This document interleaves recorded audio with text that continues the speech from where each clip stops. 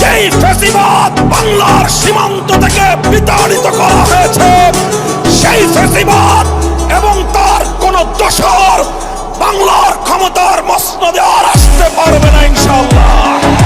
আমাদের সঙ্গে যদি কেউ বিরোধ তৈরি করতে আসেন, আমাদের শান্তিপ্রিয় চলার পথে যদি কেউ প্রতিবন্ধকতা তৈরি করতে আসেন, রাজপথে মোকাবেলা করব আমরা ইনশাআল্লাহ।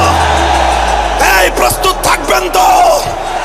জীবন দিতে হলে জীবন দেব, রক্ত দিতে হলে রক্ত দেব। দেশ এবং জাতির প্রশ্নে কারো কাছে মাথা নত করব না। আজও যারা স্বপ্ন দেখছে বিদেশি প্রভুদেরকে খুশি করে আবার ক্ষমতার মসনদে আসবে, তাদেরকে বলতে চাই, বাংলাদেশের মানুষ আজ ঐক্যবদ্ধ। বাংলার মানুষ আজ রাজপথে অবস্থান নিয়েছে। আমরা রাজপথে নেমেছি জুলাই সনদ বাস্তবায়নে।